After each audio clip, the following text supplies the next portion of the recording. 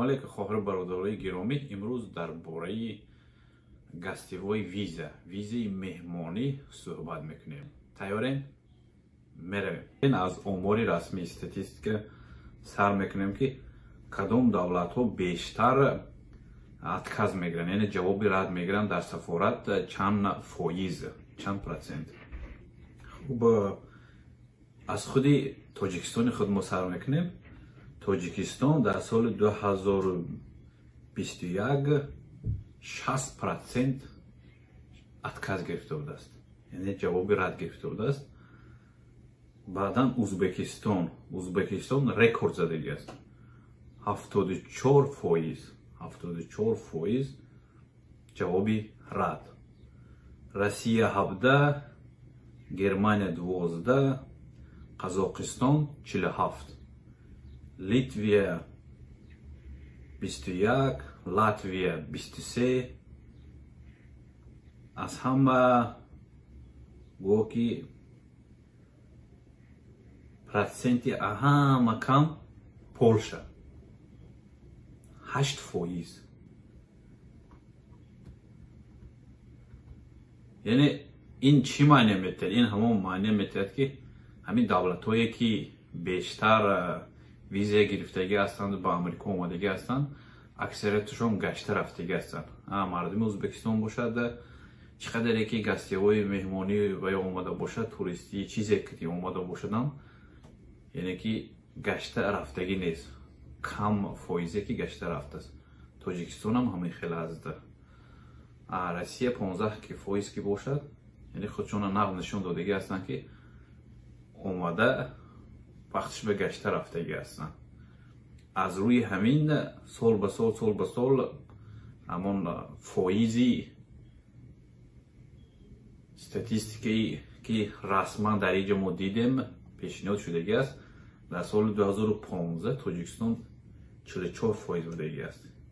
Рафта баланд шудагӣ аст. Рӯи хаттое бароятон гуфтам, вақте ки мехоҳем ки Амрико биёен, ҳатман оҷонсиҳо занг мезанем ки дар агентства барои шумо мегӯянд ки $100, $500, $300 барои ту мо аз Амрико гастивои виза омода мекунем, мефиристанд. Пултона сарф мекунем, аммо виза гарантӣ нест ки шумо мегиред. Барои чӣ? Барои он ки вай одами шумо мешиносед ё намешиносед? Албатта намешиносед. Ин якумин таъсире ки барои шумо мерасонад аллакай. Одаме ки тамоман шумо намешиносад, бароятон приглашение мефиристад. Да он нафаре ки дар сафорат шиштааст, аллакай фикр мекунад ки чӣ? Ин мардак тамоман бегона аст. Ҷурагиам надорен, ҳичи надорен, суратам надорен, Тоҷикистон рафтагӣ ҳаст ё омадагӣ аст. Яъне якҷоя ягон робитаи дӯстиам надорен, ҳичи надорен.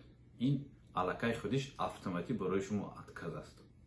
Ин буд омори расмии якчанд давлатҳо дар соли 2021.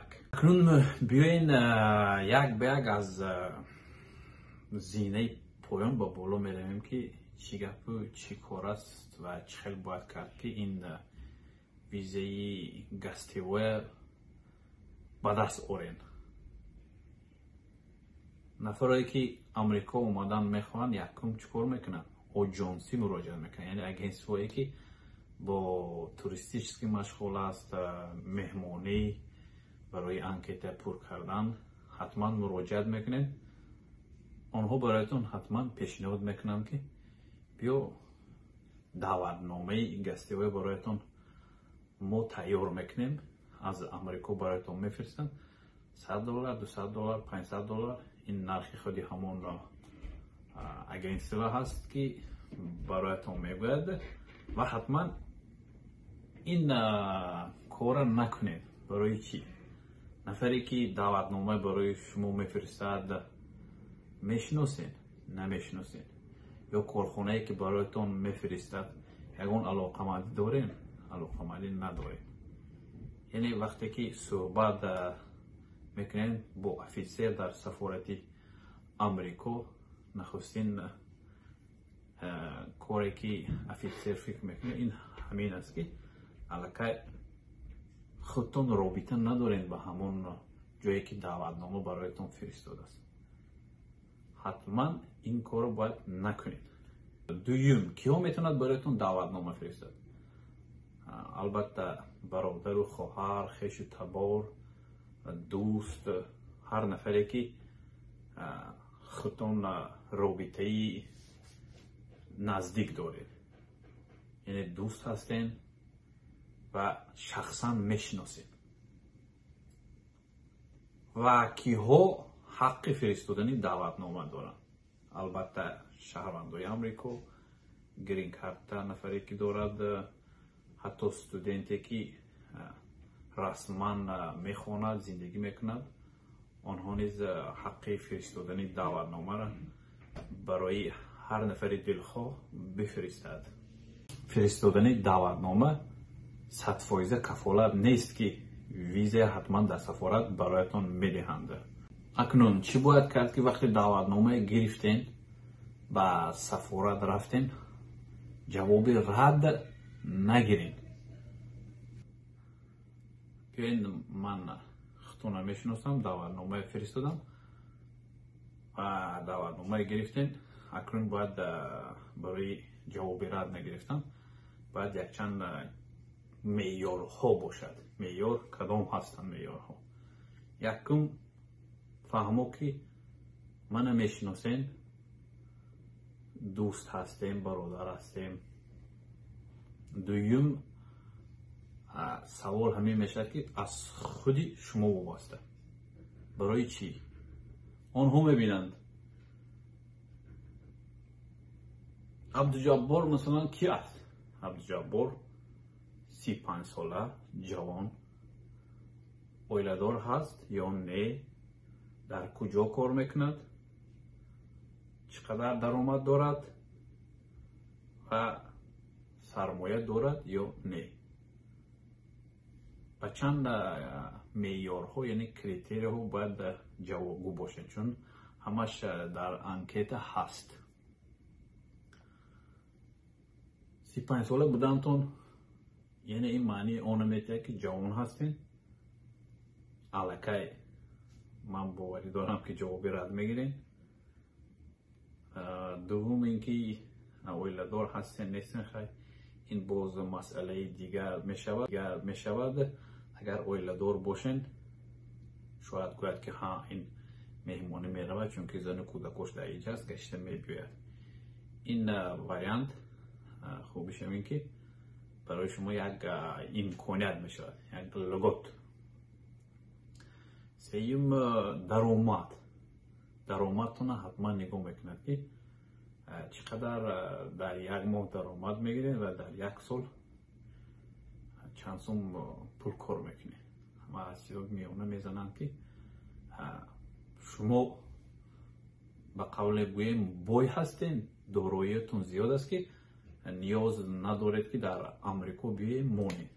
یعنی مقصد اساسی امریکا و سفارت چی است؟ که بینن که واقعا باور کنن که همین مردک پول دارد، به خاطر امریکا رفته ایستادن نیست، این مردک گشته میباید. حساب بانکیتون هم نشون میتین. به هم خاطر وقتی حساب بانکی هم که نشون دادین چیکار کنین؟ باید این همین کریتریه های باید در خودتون هم به نظر گیرین که چیکار کرده داریم که حتما جوابی رد نگیریم.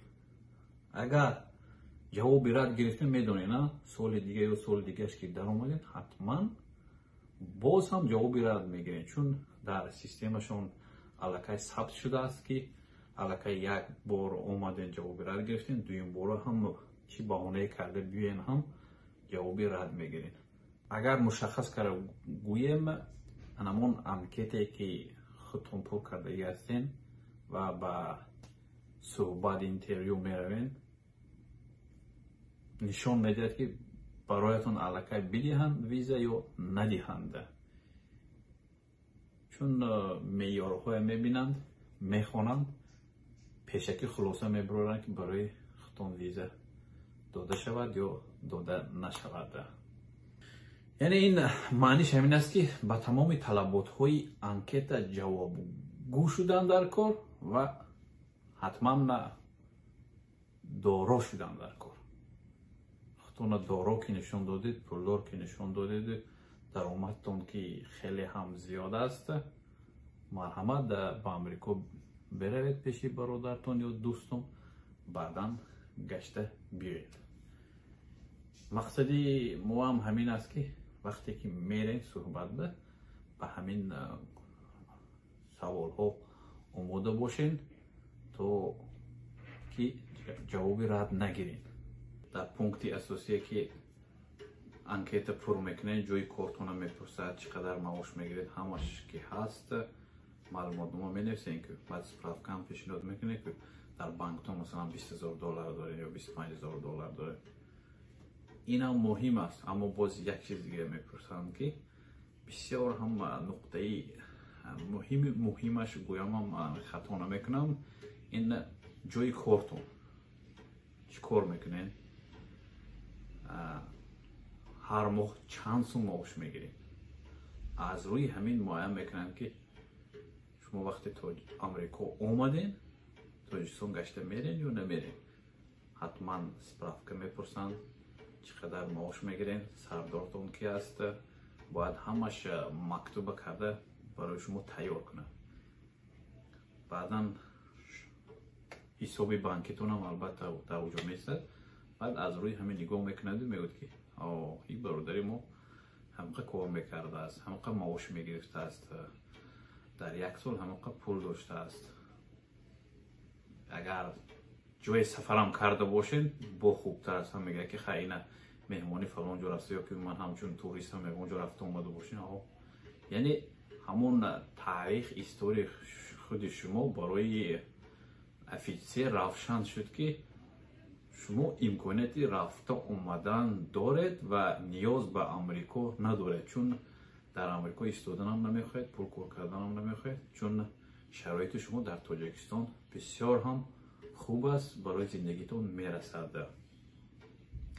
اگر سپرافکه پیشنهاد کردین جوی کارتون هم خیلی گفتید که معاشتون فلان سوم است، بسیار مقداری کم است، حتما فکر میکنم که جوابی رد میگیرید و میگن که معاشش نمیرسه، خیلی حسابش به همون پول هست، لیکن از حسابی معاشتون حساب که میکنند از روی فکری من همین چیز است. چون در امریکا که زندگی میکنم میدونم که امریکا همیشه به اقتصادی آدمیزاد نفرایی که در اینجا زندگی میکنن اهمیت میدن.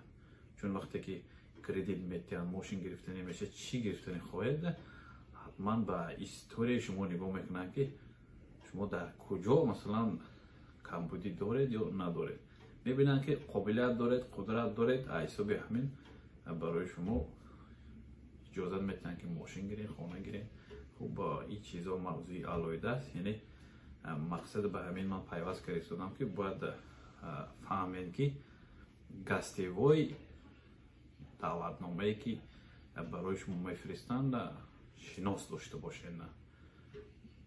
حتما از بیگانه نخرین، فریفته نشوین، چون این چیزی گویم اگر شوخی هم نیست. کاری کردنی شده، پیش از کار کردن میخواهم که همیشه فکر کنید و همین زمینه هاشو باید به نظر گیرین که چی کارها باید کردن در کار یکم، دویم، سوم، چهارم، پنجم. خب گمان میکنم که الکی فهمیدین. بسیار چیزهایی که در اینجا هستن گفتن شر نیست.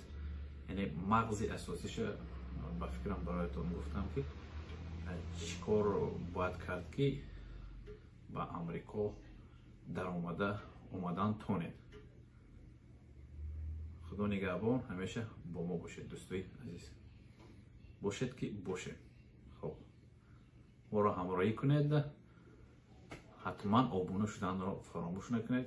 اگر توانستید با دوستان خود هم فرستید تو با ما باشند.